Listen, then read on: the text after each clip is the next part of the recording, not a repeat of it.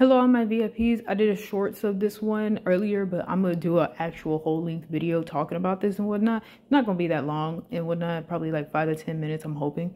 But anyways, this is gonna be about how Amber, I feel as though, was made purposely a person of color and rude as fuck. Like, you know, I feel like they did that as a way to like, I feel like it's a thing where it's like nowadays where people are race swapped, characters are race swapped in movies and television. And they kind of did this one, try to like, you know, I hope it wasn't for controversy, but it feels like maybe it was and whatnot.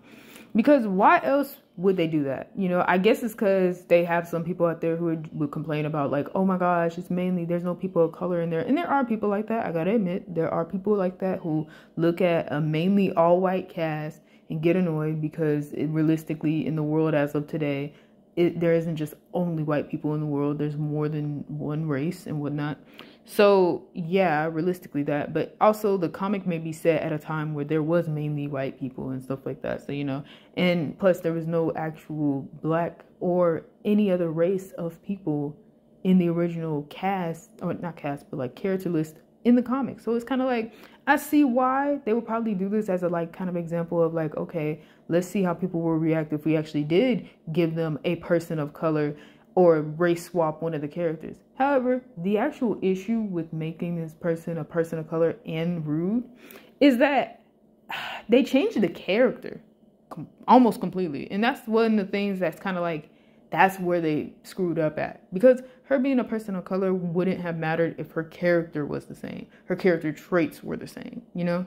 Because in the comic book, she's not like how she is in an animated show. You know, she's actually pretty much kind and a bit understanding and whatnot.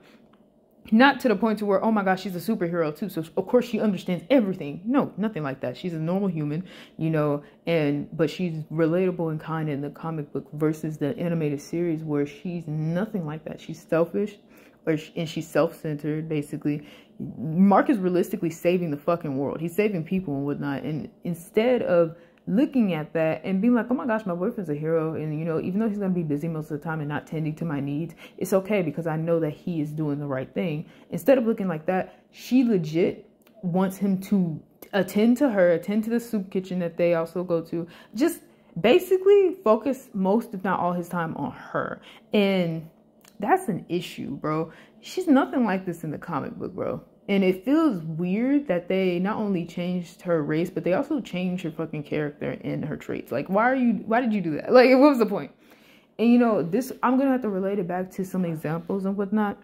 Like, for instance, a bad example to use to like help my argument in this would be the Ancient One from Doctor Strange and whatnot. The Ancient One, let me show you.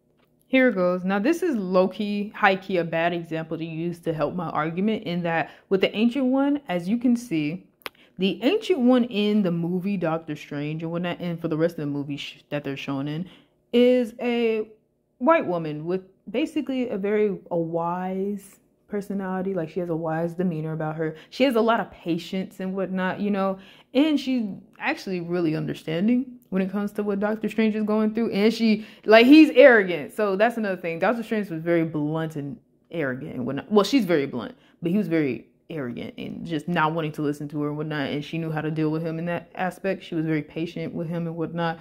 And she showed him everything he needed to know and surprised him and whatnot, shocked him.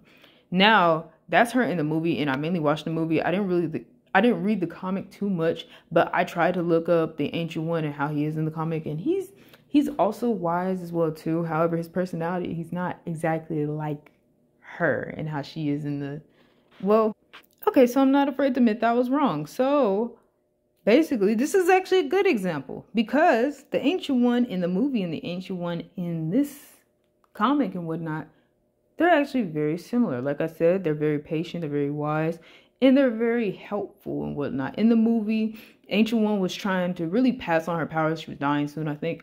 In the comic, I just basically read a whole synopsis and whatnot. Basically, yeah, same thing. Brought Wong there as a test to see of whether or not Wong was going to be able to get his power and whatnot, or was a good fit to have the power of the Ancient One from. Same with Doctor Strange, like a whole years later and whatnot. Doctor Strange was still arrogant, you know, still cocky and whatnot. and all that. And he even saved Doctor Strange from enemy. I forgot the name of them. He also helped Logan, aka Wolverine, and like during when Wolverine was in Japan at that one point in the comic book. And what else? At one point, the Ancient One actually is old as fuck. Like, one of the time periods was 1350. Like, legit, he was alive during then. Like, old as shit. But he brought Charles Darwin to the damn thing to prove a point, I guess. Like, you know, he just, they're similar. So I was going to say this is a bad example and whatnot, as in, like, oh, the characters not only look different, but they are actually different. No, they're actually very similar, you know? Maybe not in direct trait, like, oh, is this person mean, or oh, this person is actually this. I don't know if he's snippier than her or not and whatnot. He may be and whatnot, but this is actually a good example. It's not a bad example. I was trying to look up a bad example, a neutral example, and a good example. Now, another good example was going to be the Nick Fury one, actually. The Nick Fury one was the one I was going to use, actually, because it's a pretty good example and whatnot of how you can have a character be the same traits, have the same traits and whatnot. It's just that they're race changes, skin tone, hair, all that. That's just the main thing that changes, but it doesn't change their core character in general. And that's what I was really trying to get at when it comes to the Amber thing, because I was going to go into Nick Fury one. I already did the Ancient ones. Yeah. I would do a bad example, neutral example, but and good example. But no, I feel like those two were pretty good. But anyways, yeah. And I don't want this video to be too long. So anyways, yeah. That's what I was getting at. You can have a character be a certain race and whatnot, as long as their core values and traits are not changed to the point to where they are a totally different character. Amber in the animated series is a totally different character. She's not the same person, you know? Even if you could say, oh yeah, their plot line is the same as how it's in the comics, it was like instantly, you know, altered the moment she started showing qualities that she ain't showing in the comics. So it's like, yeah, I don't know about that. Like, you know, that's why, like, you know, when I did my shorts and whatnot, even if it's controversial, and even if people don't like it, it's like, you got to understand why I'm saying this or why I'm doing it. I'm seeing it and whatnot. I know some other people are seeing it. Some may not see it. Some may hate the fact that, like, you know, this is brought up about race or all of that. It's more so just a character being changed, whereas I don't understand why they were changed as this way. Like, you know, I don't understand it. You know, I guess it was to bring, like, you know, a little bit of drama to the show, but they didn't need it. It's an action show. It's an animated action show where there's blood, gore, and whatnot. Hell, I probably even curse words as well. I'm assuming. I haven't watched Invisible in a while, but it's originated from a comic book. People are gonna watch the fucking series. You don't need unnecessary ass drama such as this entire character known as Amber. Like, you don't need that shit. So yeah. So I just read a quick synopsis and bitch, I'm annoyed. Like, okay, of the comic book version of Amber and whatnot. So I'm not annoyed because, oh yeah, comic book version of Amber is actually a lot like animated version of Amber. No, she's not. She's still not. In the comic book version though, it's kind of like it made more sense in why their relationship didn't work. Was that, yeah, he's a hero.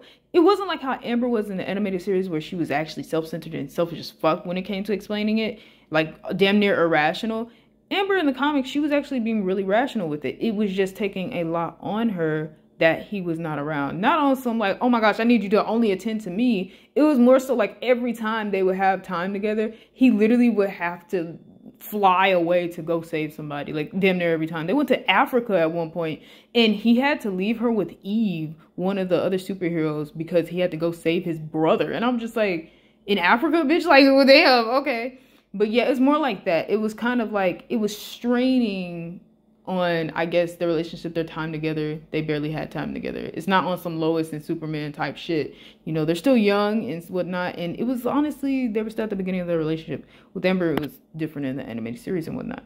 So yeah, and then I'm really pressed because in the comic, I found out that, like, you know, there's this dude named Gary and whatnot who she dated shortly after, not shortly after, but after breaking up with Mark and whatnot. And Gary was abusing her. And then Mark threatened Gary. And then Gary was just like, oh yeah, you know, he apologized to Amber and Amber gave him one more chance.